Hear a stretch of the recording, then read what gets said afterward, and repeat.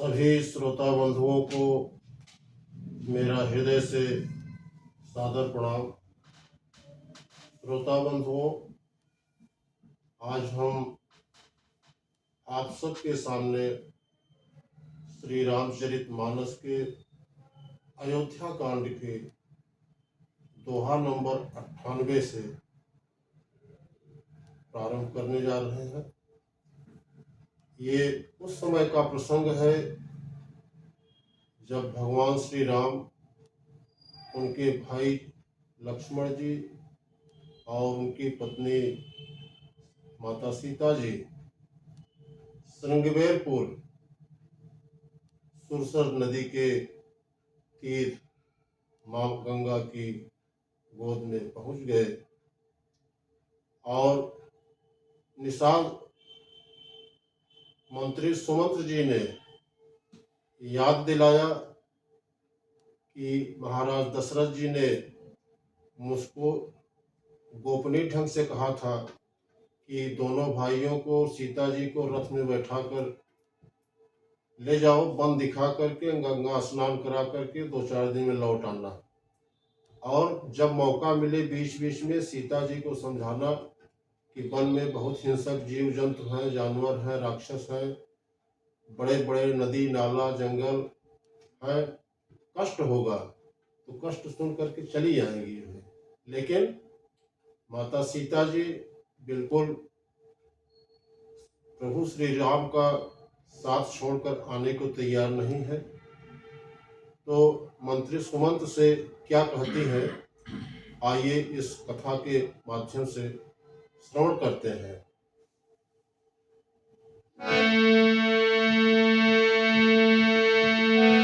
प्रेम से बोलिए सियावर रामचंद्र भगवान की जय। उमापति महादेव की जय। पवन सुत हनुमान जी महाराज की जय। गोस्वामी श्री तुलसीदास जी महाराज की जय। बोलो भाई सब संतों की जय।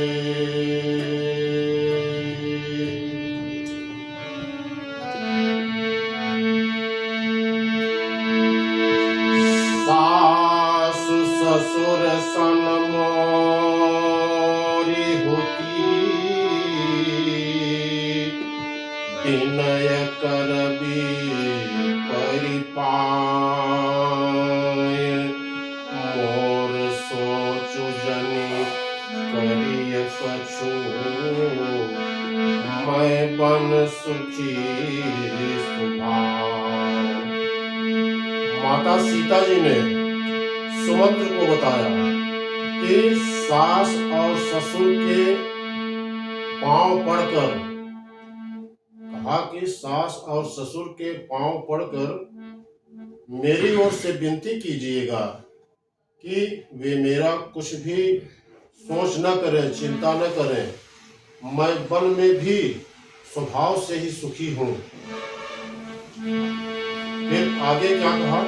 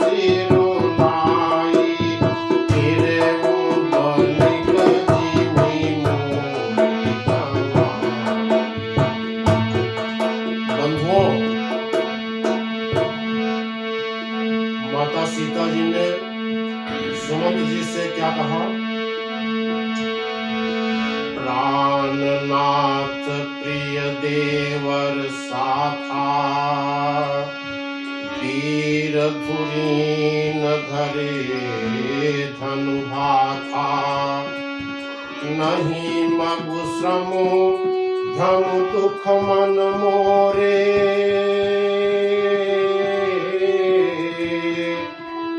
मोहि लगी सोच करिय जनि भोरे। कहा कि वीरों में अग्रगण्य तथा धनुष और बाणों से भरे तरकस धारण किए मेरे प्राणनाथ और प्यारे देवर लक्ष्मण जी साथ में हैं। इससे मुझे न रास्ते की थकावट है, न भ्रम है और न मेरे मन में कोई दुख ही है। आप मेरे लिए भूल कर भी सोच न करें, ये महाराज मेरे ससुर जी से बता देना। फिर आगे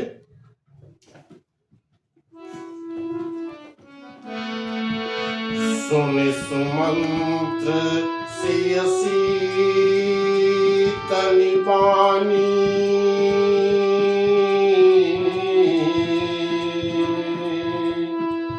सुन सुमंत्र सिय शीतल बानी,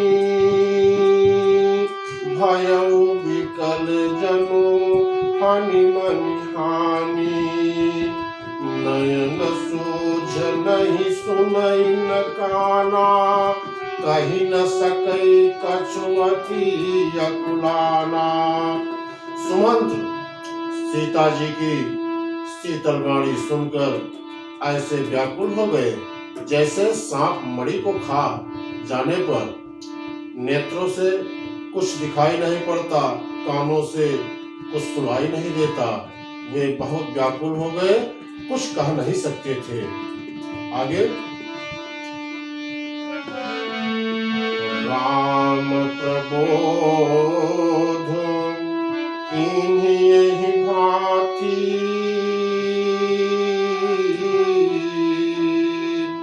तदपि होती नहीं शीतल छाती, जतन अनेक साथ हित कीन्हे, उचित उतर रघुनंदन। श्री रामचंद्र जी ने उनका बहुत प्रकार से समाधान किया, तो भी उनकी छाती ठंडी नहीं हुई। साथ चलने के लिए मंत्री ने अनेकों यत्न किए, युक्तियां पेश की और राजा दशरथ जी का जो गोपनीय संदेश था उसको बताया अलग अलग, लेकिन रघुनंदन श्री राम जी उन सब युक्तियों का यथोचित उत्तर देते गए।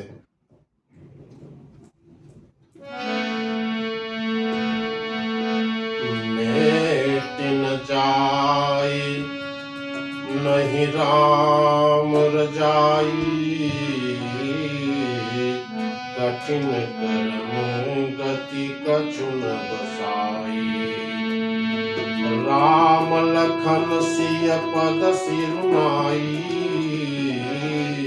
फिरे बन के जिमि मोर गवाई। बंधुओं, श्री राम जी की आज्ञा मेटी नहीं जा सकती। कर्म की गति कठिन है, उस पर कुछ भी बस नहीं चलता। श्री राम लक्ष्मण और सीता जी के चरणों में सिर नवाकर सुमंत्र इस तरह लौटे जैसे कोई व्यापारी अपना मूलधन पूंजी गंवा कर बैठ गया हो। उदास होकर के, निराश होकर के लौट गए। आगे रथ हाक्यो हय राम तन, हेरि हेरि नाहि, देखि निषाद विषाद बस, धुनहि शीस पछिताहि। सुमंत्र ने रथ को हाका। घोड़े जो रथ में चल रहे थे श्री रामचंद्र जी को और देखकर हिनहिनाने लगते हैं। प्रभु श्री राम को देखकर जो घोड़े रथ में लगे थे वापस जाते समय देख देख करके हिनहिना रहे हैं। यह देखकर निषाद लोग विषाद के वश होकर अपना सिर पीट पीट कर पश्चाताप कर रहे हैं। प्रभु श्री राम ने सुमंत्र को हर प्रश्न का जवाब देते हुए वापस कर दिया। फिर आगे क्या होता है?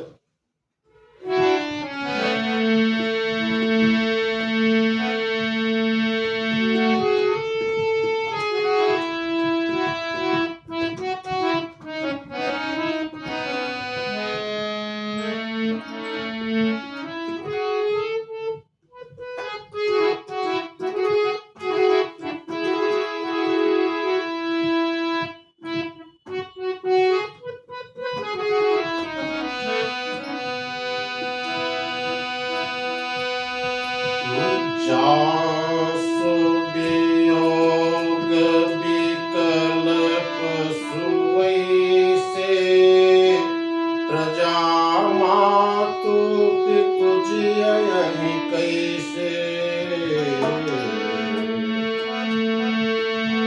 जासु वियोग विकल्प सुवैसे प्रजा मातु पितु जियहि कैसे।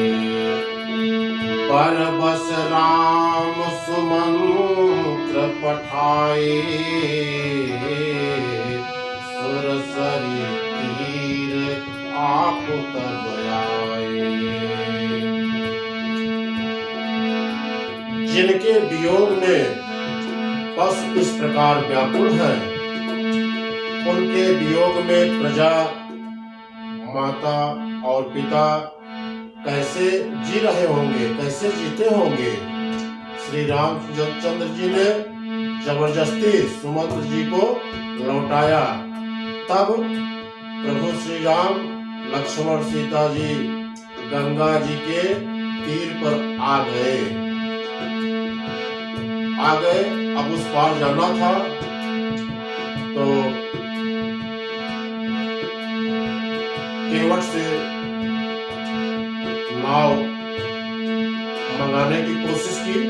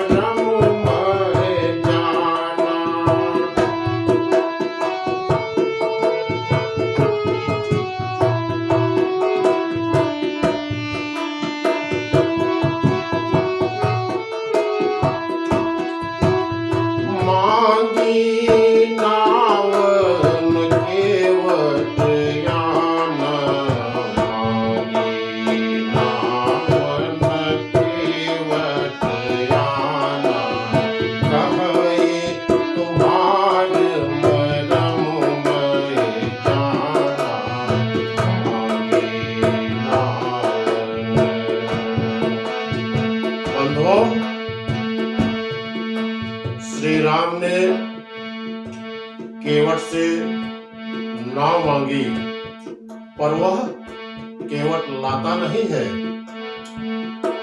वह कहने लगा, कहा कि मैंने तुम्हारा मर्म, तुम्हारा भेद जान लिया है, तुम्हारे भेद को मैंने जान लिया है।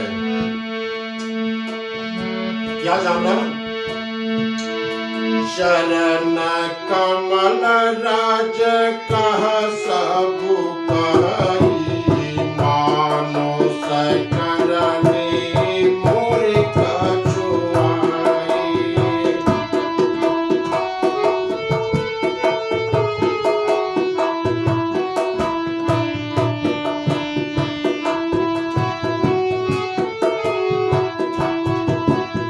चरण कमल रज कहो सब कही, चरण कमल रज सब कहो कही, मानो सकरनी मोर कछुआई।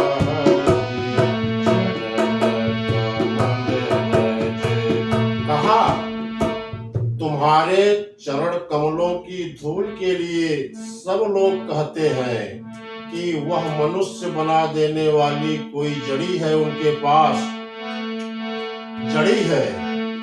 तो उससे क्या होता है? छुअत शिला भाई नारी सुहाई, पाहन तेन काठ कठिनाई। छुअत शिला भाई नारी सुहाई, पाहन तेन काठ कठिनाई। धरनी मुनि धरनी होई जाई,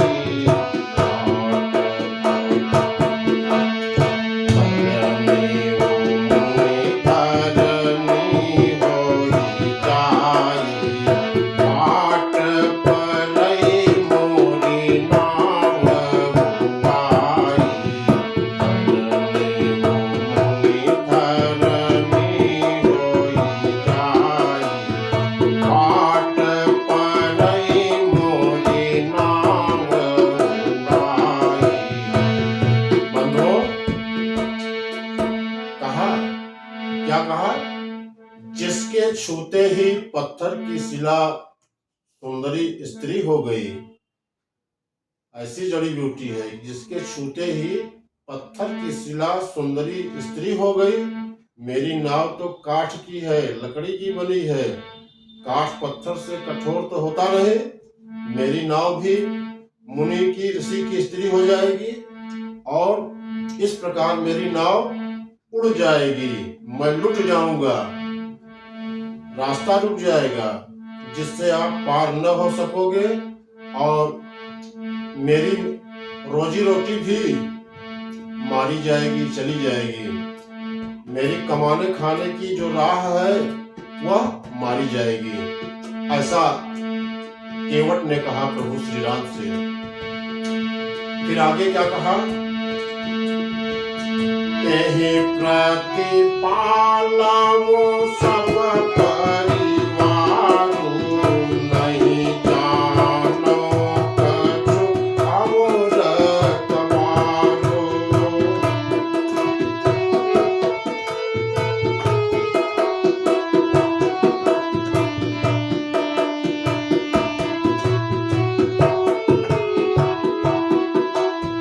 यही प्रतिपालवो सब परिवारु, नहीं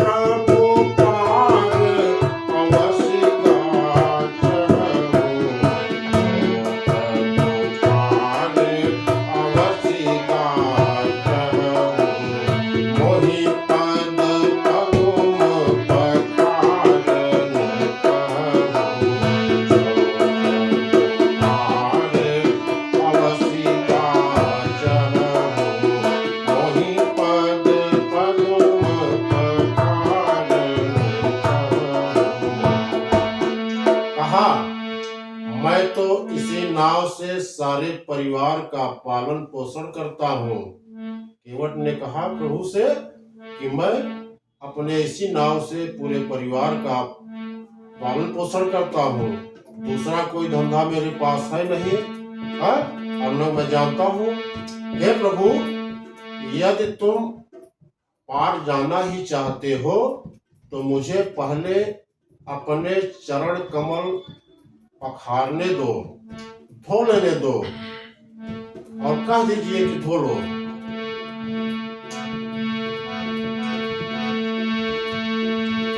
पद कमल धोई चढ़ाई नावन, नाथ उतराई मोहि राम रे आन दशरथ शपथ सब साची कहो, बरु तीर मारहु लखन पे जब लगी न पाय पखारी हो, तब लगी न तुलसी दास नाथ कृपाल पार उतारी है। कहा, हे नाथ, मैं चरण कमल धोकर आप लोगों को नाव पर चढ़ा लूंगा, मैं आपसे कुछ उतराई नहीं चाहता। हे राम, मुझे आपकी दुहाई और दशरथ जी की सौगंध है, मैं सब सच सच कहता हूँ, लक्ष्मण भले ही मुझे तीर मार दे, पर जब तक मैं पैरों को धो नहीं लूंगा, पैर पखार नहीं लूंगा, तब तक मैं तुलसीदास के नाथ हे कृपाल भगवान मैं पार नहीं उतारूंगा। केवट ने साफ साफ कह दिया कि भाई मैंने ऐसा सुना है कि जिसको छू लेते हैं स्त्री बन जाती है, औरत बन जाती है। हाँ, पत्थर को छूने से स्त्री बन गई, हमारी तो काठ की नाव है जो है, अगर औरत बन गई जो है तो हमारी जो धंधा है रोजी रोटी चला जाएगा, बच्चे क्या खाएंगे, भूखों मर जाएंगे, पेट मारा जाएगा। तो बिना चरण धोए जो है हम नाव पर नहीं बैठाएंगे, न पार उतारेंगे। तब क्या हुआ,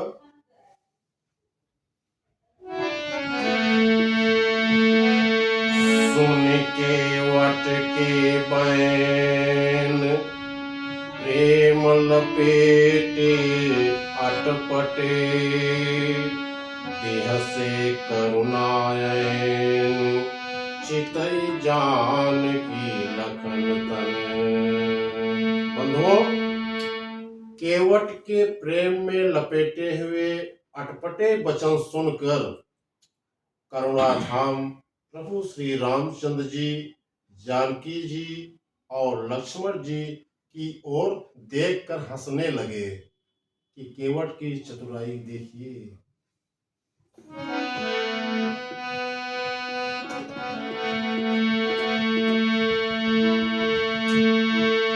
कृपा सिंधु बोले मुस्काई, सोए करो जय तव नाम जाई।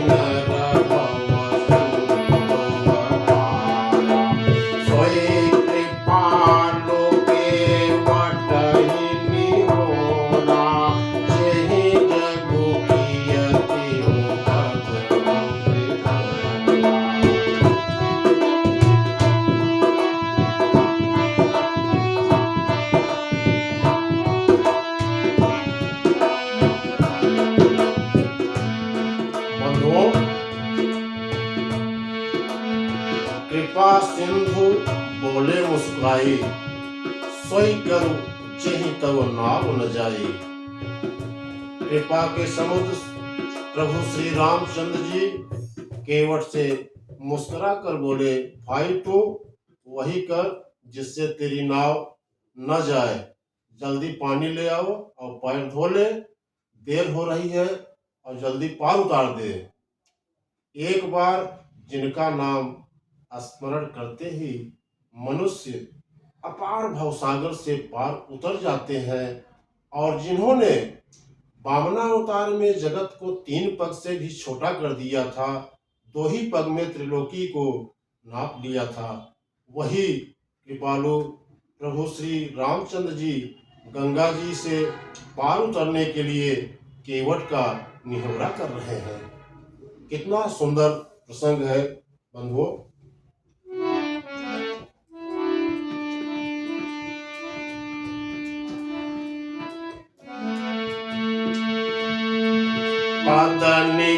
पद नख निरखि देव सरिहर से, सुनि प्रभु वचन पद नख निरखि देव सरिहर से, सुनि प्रभु वचन मोहि मति करसी। केवट राम रजाय सुहावा, पानी कठवता भरि नहीं आवा। अति आनंद उमगि अनुरागा, चरण सरोज कमलन लागा।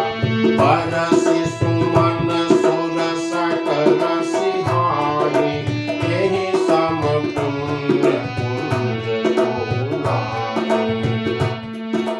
बंधुओं, प्रभु के इन वचनों को सुनकर गंगा जी की बुद्धि मोह से खिंच गई थी कि ये साक्षात भगवान होकर भी पार उतरने के लिए केवट का निहोरा कैसे कर रहे हैं।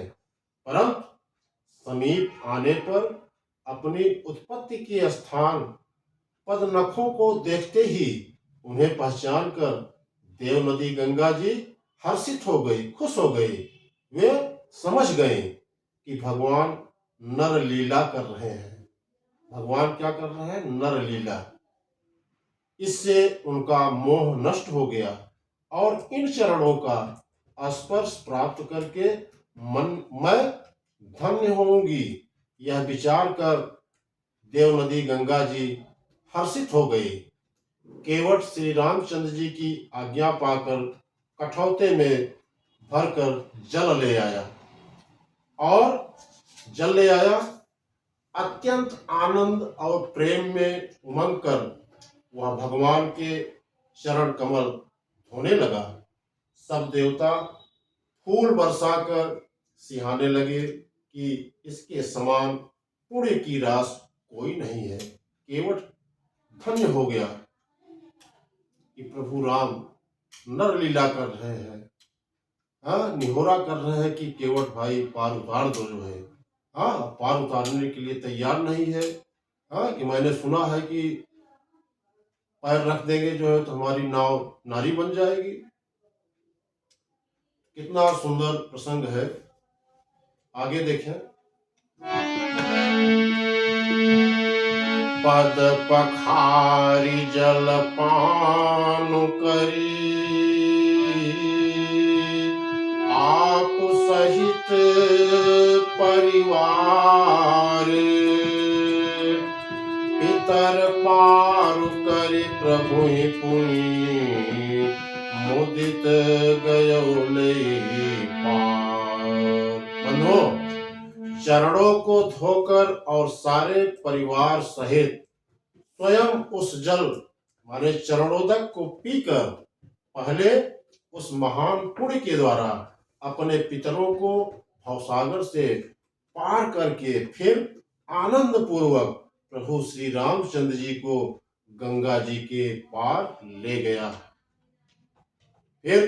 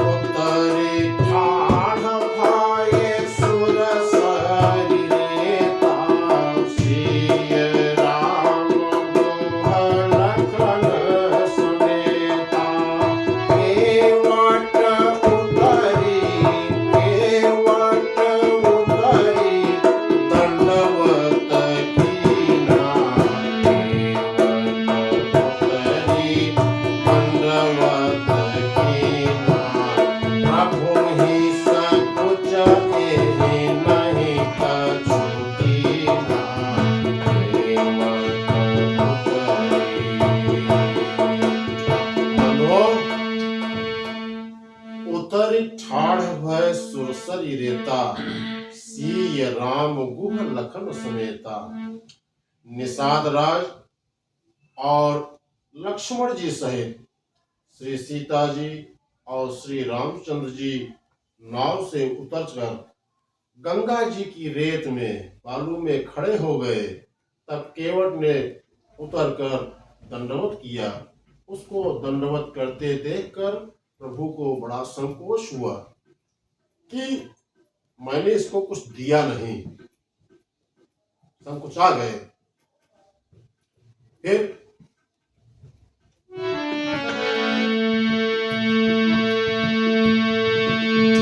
पिया हिया की सिया जान निहारी, मन मोदरी मन मोदे करतारी।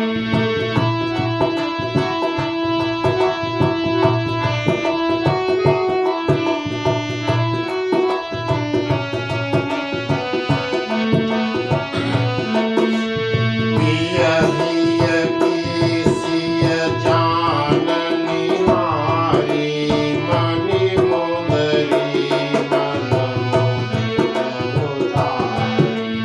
काहे वो कृपाल लेहि उतराई, केवट चरण गहे पुजारी। नाथ आज मैं काहन पावा, मिटे दोष दुख दारिद दावा। बहुत काल मैं कीन मजूरी, आज दीन विधि बनी न भरपूरी। अब कछु नाथ न चाहिए मोरे, दीन दयालय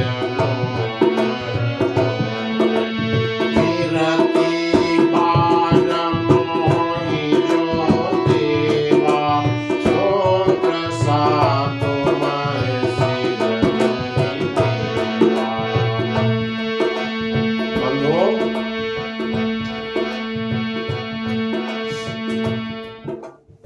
पति के हृदय की जानने वाली माता सीता जी ने आनंद भरे मन से अपनी रत्न जटित अंगूठी अंगुली से उतारी और कृपालु श्री राम जी ने केवट से कहा कि नाव की उतराई ले लो।